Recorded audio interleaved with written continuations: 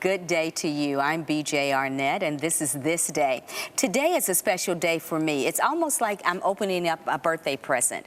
I don't know if I've shared this with you guys in a while, but my husband and I, about a year and a half ago, began our trek to a healthier lifestyle by choosing to step away from chicken and beef.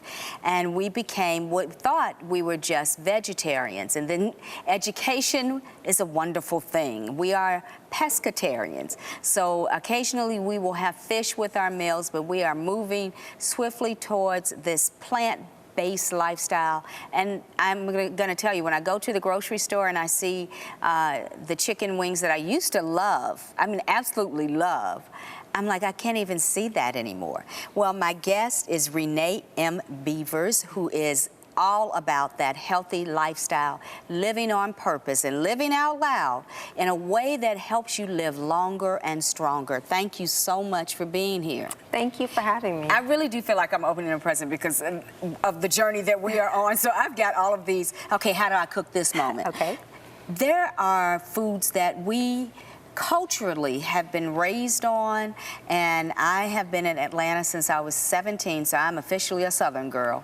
And when I got married, I cooked all those things for my husband that my grandma told me was a good thing to cook for your husband. And I probably put a good 40 pounds on the man that I'm praying that he has now forgiven me as he has lost it all now.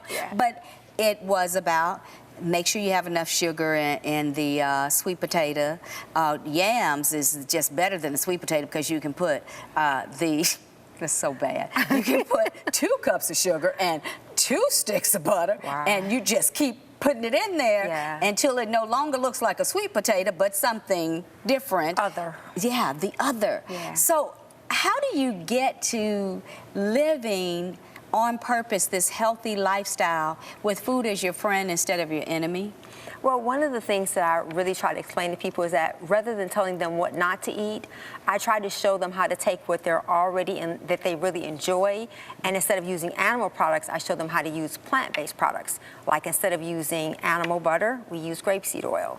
I use that now, and I'm just like, oh, this is good. And it's not only good for you internally, it's good for your skin, it's good for your hair, it's good for your digestive system. That I did not know. They call it the beauty oil. So it's a great product. And so a lot of it is just, like you said, changing people's mindset, getting them to become aware that a lot of the things that we're doing are more negative than positive. And so showing people how to enjoy some of the same foods, but exchanging the heavy sugars and processed sugars and molasses and all, well, you know, all these extra sugars. So you're really not eating the yams, or you're really not eating the greens, you're eating the animal products. Exactly. And so what I try to teach people is to start off with their sides. Start, you know, making your sides with onions and garlic and bell pepper and spices. The thing that I can never go to the grocery store and not get now is onion, yellow pepper, red pepper, green pepper. I have to have my peppers in order to get the nutritional trinity. Exactly, in order to get the flavors that I want now. But I had no idea how important all of this was until I started doing the research. When we look at the health of Americans today, makes me sad. It's sad. It's sad. It's sad. Every advertisement is about this size 2 girl, but every woman you see is carrying an extra 15 to 25 pounds on the average, and that's now said to be 85% of adult Americans are having this health weight issue. And now it's been transferred to our children, who are now obese as early as 9 years old. Right. And then you have the flip side of that, where they're showing people who are extremely overweight, and they're giving us this idea that that's healthy. And so you have to have the balance of showing people that it's not about your size. I always say, don't guess, get a test. What's your cholesterol? What's your glucose? You know, all of those things are just as important. So it's never about the size itself. No. It's about how healthy you are in that size. Right. Because I always say when the weights come off, the weight will come off.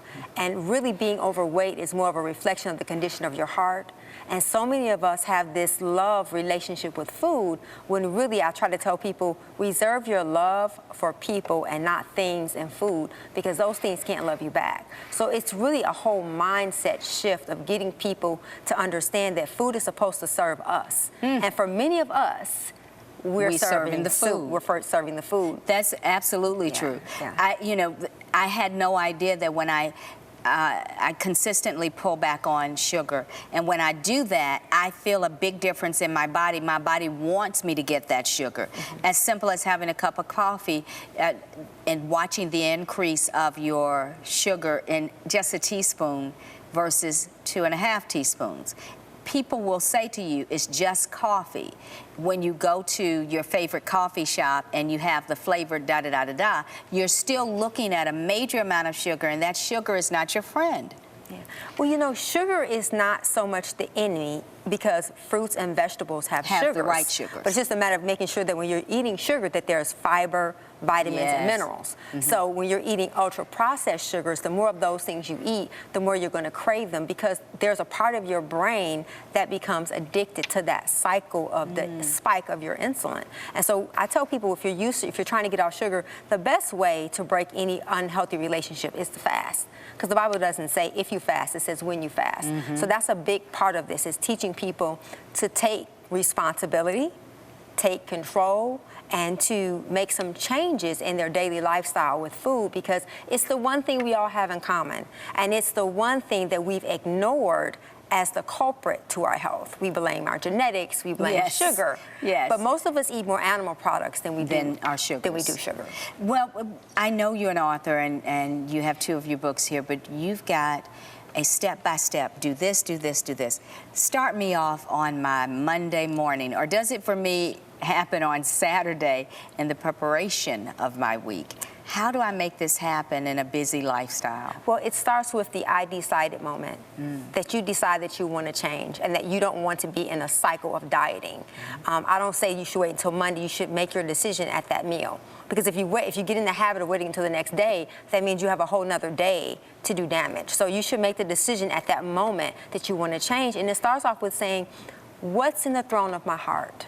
Because I always teach the importance of priority. We have 3 principles: the principle of priority, the principle of forgiveness, and the principle of understanding the fact that so many of us have things from our past that are unresolved. And so prioritizing, starting off with prayer, spending some time with the Lord, breaking your fast, because we fast every night, breaking your fast with things that are better for you, like a green smoothie, clean water.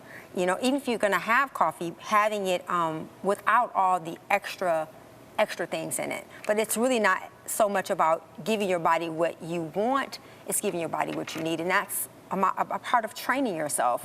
I tell people that they should have 9 cups of fruits and vegetables every day, beans and seeds, and that kind of crowds out the counting calories and measuring and weighing. If you get those things first and make that the priority, then you have more, the room that's left over will be for the things that are not as essential. Okay, so I'm going to be perfectly honest. You just said 9 what? Cups of fruits, vegetables, nuts, beans, and seeds a day. Okay, so if I have that, when do I get the good stuff? Oh, yes. I'm your worst student. There you go. I'm just as bad. That's the whole purpose of it, is because if you focus on what you have to have, there won't be as much room for what you've gotten into the habit of treating yourself. We treat ourselves too much. That sounds like a lot. It is. And so if you start off the principle means I get all that in. I don't have room for anything else. There you go. She's tricky. Yes. The Bible says to be as wise as a serpent and harmless, as gentle as a dove. There you go. And I think the key thing that you're saying here is that all of these ways that you're introducing into a new lifestyle breaks the old lifestyle. Exactly. So in the process, I've gotten past thinking about, oh, let's lose weight here. I've now transferred to let's live our best life ever. Yes. And that living that best life means that I've made some practical changes in my household. Now, when I go to the grocery, there's everything introduced to us at the grocery is the wrong thing. Even those things that say organic are not really organic. Is it heirloom seed that this came from? Well, I think that if you focus on that, it's like you're majoring in the minors, you'll never really get to where you want to get. Because all those are obstacles to you making the real decision. Is this feeding life or is it feeding death? Because we get into these battles and these arguments, and people want to argue about organic and, you know. It's such a big deal in the stores today. It is. But it's more important that you eat more green vegetables, that you eat more whole foods, that you're getting more water, that you're becoming more active. The things that your body has to become the priority. And then that kind of makes it easier for you to make a conscious decision towards life and not death. Renee, I have to ask, what brought you to the place that you said, okay, enough is enough, this is what I'm going to do? We started on a fast, and we felt so much better. So I always tell people the goal should be to feel better, because if that's your goal, that's sustainable. If the goal is for the scale to change, that's something that could be based on just the amount of fluid you take in. So feeling better should be the goal. When that's the goal, that gives you something to live for every single day. When you realize that eating this way made you feel better, and it began to transform your household. Yes. You have more energy? Yes. Oh, my goodness, yes. My attitude, my disposition, my ability to be more patient with people. I always tell you, if you eat more greens, you won't be so mean. Most of us are just fiber deficient, and that's why we're so angry. I love that. If you eat more greens, you won't be so mean. It even rhymes, so it should just make you smile just the thought of it. But as you're eating right, and as you're moving correctly, and you're seeing all of these results in your life, you're able to tell the story to others. Talk to us about your books and the materials that help people live this out, because it is not easy, and if you don't have a guide, it makes it a little slower to get through the process. And I think a part of it for me is that it's not from a clinical or it's not from a textbook, it's a lifestyle, because I live it every day. And that's why I always say it makes me a perfect journey guide, because I'm living it. I'm in the journey with you to help you and show you from a real person's perspective. So it's really practical, it's really simple, and it's things that you can do every day that even a child could practice. But it's about changing your mindset and your habits and your priorities. First thing, change your mindset. Yes. Second thing, change your habits. Yes. Third thing? Change your priorities. Change your priorities. Because we are so used to being led by our appetites, and our appetites is what's gotten us here. And we have to use a different motivation other than just something being sweet and tasting good. That is so amazing. It seems so simple, but yet you see how you have to make that first decision to make the changes really roll and happen. Exactly. How can people get in touch with you to be able to, you know, sometimes you want to read a book, and other times you just want to go on a website and just get that webinar, or get that talking to, or get that, you need to stop it, go do it the right way. You know? I'll do that too. Yeah. Sometimes that's needed. It helps. You know, my husband always says to me, which one do you need? You know, tell me which one you need. I'll give you what you need. Yes. So how can you help people with that part that they need? How do they get in touch with you? Well, we try to make sure we fit every person's needs, because we have a website, ReneeMBeavers.com, ReneeMBeavers. We have Instagram, we have Twitter, we have YouTube, we have Pinterest, we have our, we actually do plant-based dinner experience. So all those things can be found on our website at Renee M. Beavers. They're welcome to give us a call at 404-936-1642. I would love to be a part of your journey. Renee M. Beavers with an S.com, and that gives you all the information that you need to walk it out and to have someone walk it out with you. You don't have to do it alone anymore. You can actually have someone to whine with. Whine to, and to have someone say, get it together, girl, you can do this. I'm going to talk you through it. You know, it's an important thing to step out, to do those things that you know will work. It's another thing to have someone to come alongside and to help you walk it out. You don't have to do it alone. You just have to simply make the decision, start, and never stop. Remember, constant continuance. That's what gets you to the goal. I love you. I'm BJ. Have a great day, and God bless. He loves you so much. Bye-bye.